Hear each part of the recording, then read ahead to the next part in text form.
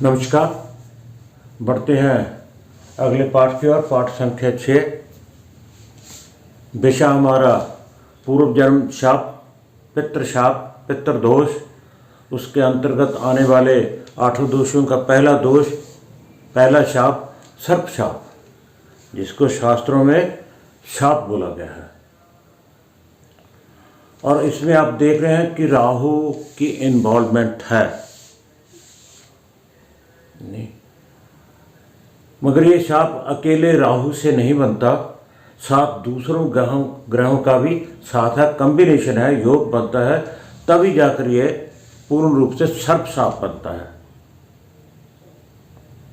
ना कि मात्र अकेले सूर्य, चंद्रमा, मंगल के साथ या बुध के साथ, पुत्रेश के साथ आ जाए तो ये पितृ, मातृ, भ्रातृ कोई शाप बन जाए, ऐसा नहीं है। मगर दूसरे कॉम्बिनेशनों को भी हमें अच्छी तरह से जांच पड़ताल करके देखना पड़ेगा कि वाकई ये बनता है, कौन कौन सी कंडीशनें हैं, श्लोक में क्या कहा गया है। पूरी तरह से परख के, जांच के फिर हमें प्रेडिक्शन करना चाहिए, फिर कहना चाहिए। नहीं तो आपके एक शब्द सामने वाले जातक को डरा भी सकता है, वो उसको घबराहट भी हो सकती है, ऐसा हो गया क्या कि औलाद होगी ही नहीं। तो ज्योतिष जो है पॉजिटिव सोच की है, ना कि नेगेटिव की। हमें इसे ऊपर लेकर जाना है। लोगों में जो इसके बारे में चर्चाएं होती हैं, उसको, भ्रांतियों को दूर करना है। बढ़ते हैं श्लोक की ओर। पहला श्लोक क्या कर रहा है? पुत्रस्था बानु मंत्रा। पुत्रस्था, पुत्र स्थान में कौन? भानु मंत्रा। भानु सूर्य शनि, स्वयं भानु शशि जो अंगिरा। 5 ग्रहों की बात की गई है। शशि जो अंगिरा, यहां बुध और गुरु की भी बात की गई है, मंगल की भी बात की गई है। ये कहां, सारे के सारे कहां बैठे हो? पुत्र स्था, भानु मंत्रा, पुत्र स्थान में। एक पत्रिका बनाते हैं इस चार्ट में।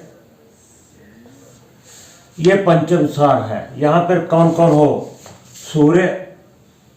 सूर्य, शनि, मंगल और राहु। राहु के साथ बुध, शजीरो अंग्रा, गुरु की भी बात की गई है। ये ग्रह जो है कहाँ में बैठे हो? पंचम भाव में। पंचम भाव में सभी इकट्ठे होकर पंचम भाव में बैठे हो। जब गुरु, सूर्य, मंगल और राहु जैसे ग्रहों के साथ होगा तो वो निर्बल हो जाएगा, कारक निर्बल होगा। यहां पे कोई भी लगन नहीं बनाएगा, लगन कोई भी हो सकता है। अगली लाइन में क्या कहा गया? इंपॉर्टेंट वो है, महत्वपूर्ण वो बात है। निर्बलो पुत्र लगनेशो।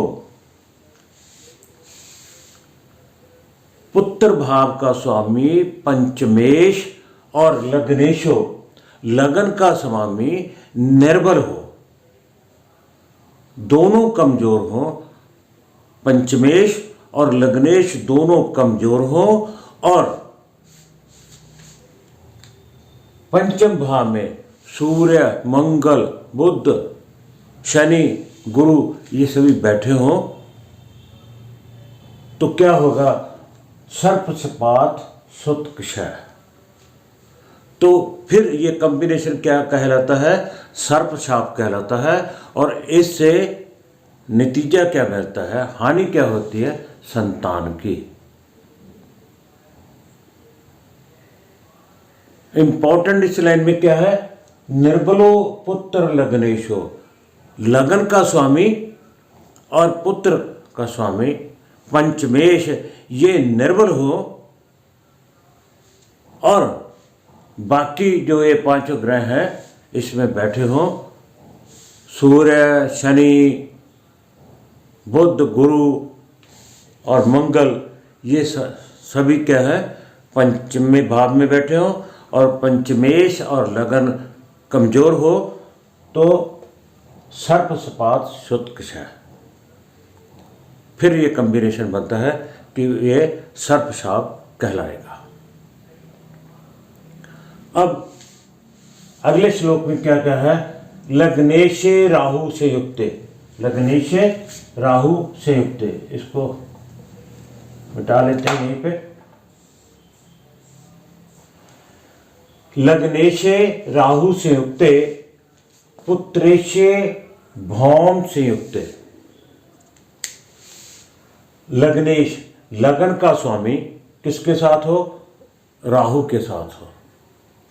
पुत्रेशे, पंचम का स्वामी पंचमेश भौम से युक्त, मंगल के साथ युक्त। आगे फिर बोलो कारके राहु युक्त। अब कारक कौन है, एक ही कारक है गुरु, गुरु को भी राहु के साथ जोड़ दिया गया है, संयुक्त करके युति करा दी गई है। लग्नेश राहु से युक्त, कारके राहु से युक्त, यानी कि राहु के साथ कौन हो, लगन का स्वामी और कारक गुरु, दोनों राहु के साथ बैठे हैं।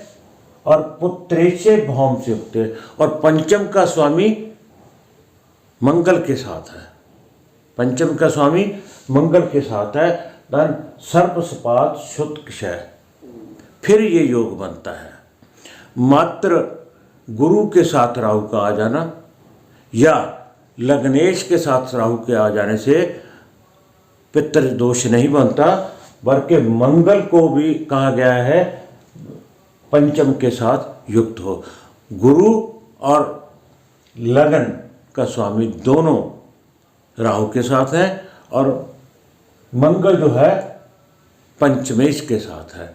हम यहाँ पे एक पत्रिका बनाकर दे देते हैं, माले मिथुन लगन की पत्रिका है।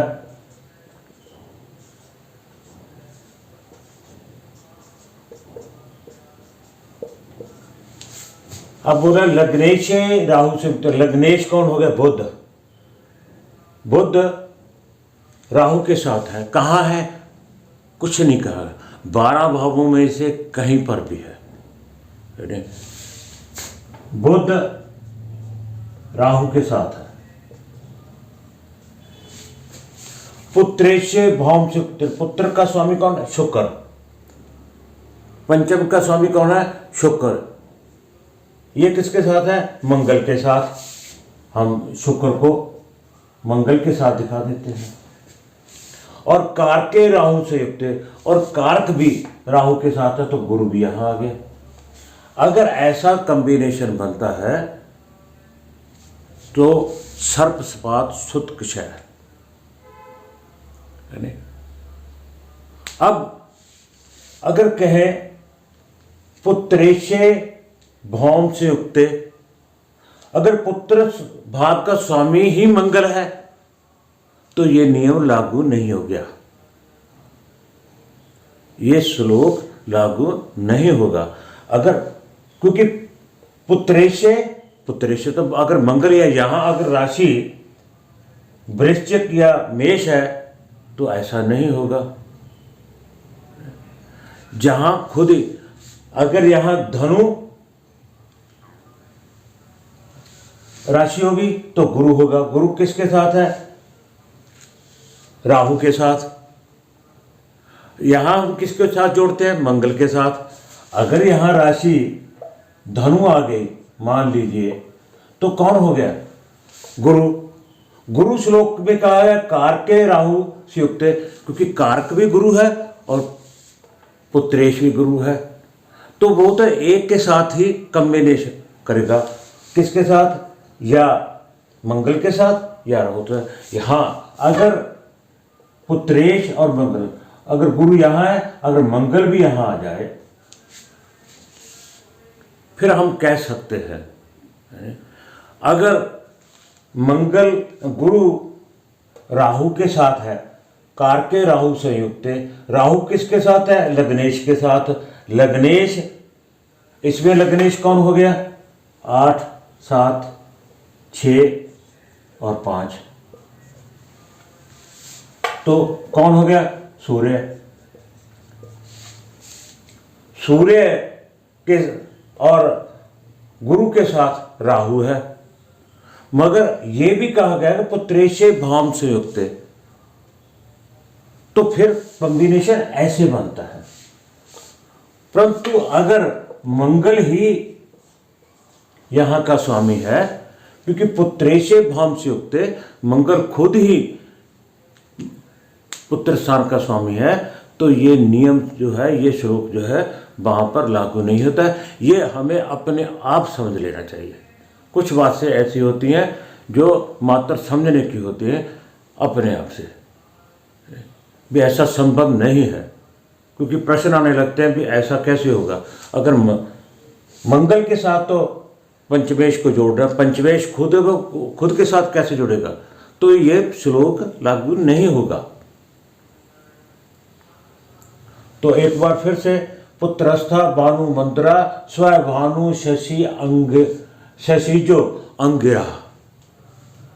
अगर पंचम भाव में सूर्य, शनि, मंगल, बुध, गुरु ऐसा भी बैठे हैं, और लाइन तो इंपॉर्टेंट अगली है, निर्बलो पुत्र लग्नेशो, पुत्र भाव का स्वामी और लग्नेश कमजोर है, तो सर्प सपात सुख है, तो सर्प सपात योग बनता है, और इससे हमें संतान की हानि बताई जाती है। अगले में कहा गया लग्नेशो राहु संयुक्त, लगन का स्वामी राहु के साथ है, और पंचमेश जो है, पुत्रेश जो है, वो मंगल के साथ है, कारके राहु संयुक्त, और गुरु, कारक कौन है पंचम का? गुरु। गुरु भी राहु के साथ है, तो सर्प सपात सुत क्षय, तो ऐसे में सर्प सपात जो है योग बनता है, जिससे संतान की हानि होती है। ये सर्प सपात का मेरी तरफ से आखिरी पाठ था। अगले पाठ में हम सर्प सपात के उपाय के बारे में बात करेंगे कि श्लोकों में उपाय कैसे बताया गया है, क्या क्या करना कैसे बताया गया। कौन सा? सर्प छाप। सो कृपया, अगर राहु, सूर्य, चंद्र, मंगल किसी ग्रह के साथ आता है, आपको लगता है कि ये पितृदोष बनता है, तो कृपया बाकी का कॉम्बिनेशन जरूर चेक कर लें, ताकि हम द्वारा कही गई बात जातक को हृदय में लगती है, वो हृदय से लगा लेता है। कई बार उसका अपना ही नुकसान कुछ ना कुछ कर बैठता है कि मेरी तो औलाद ही नहीं होगी, डिप्रेशन में आ गया, कोई और बात होगी। ऐसे होने से पहले हमें नाप तोल कर, जांच कर ही कहना चाहिए। मात्र राहु को देख रही कर ये नहीं कह देना चाहिए पितृ शाप है, मातृ शाप है, पितृदोष है। बाकी के कॉम्बिनेशनों को जरूर चेक कीजिएगा। इस पाठ में इतना ही। अगले पाठ में मैं फिर दोबारा बता रहा हूँ कि अगले पाठ में हम सर्प सपात के जो शाप है, इसके उपाय की चर्चा करेंगे। आप सबका बहुत बहुत धन्यवाद।